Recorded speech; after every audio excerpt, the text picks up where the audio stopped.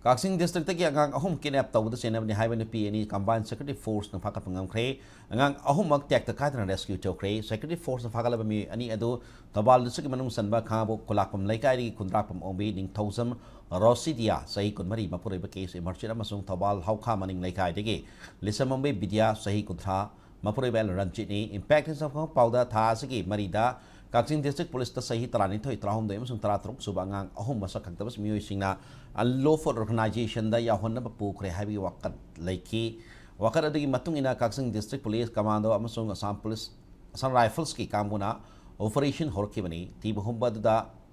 angang ahum kinap tawda senab ni haiba nupi edi asip fagat pangamke police na fagalaba rosidia da wahang pahong sathaba matamda mahaki mapuroibana angang ahum adu Khangabok ki iko patalaiba sangamada thamlami haina fongdora phadigi security force na Muhammad da sangsitara angang ahum adu rescue tawbungam kibini hairi angang rescue tawbi ki operation adu SP Kaksing imi makada additional SP operation ela marginal lusingba CDO Thawal CDO Kaksing police Waikong PS 46 of the 33rd Assam rifles ki kambuna sathe kibini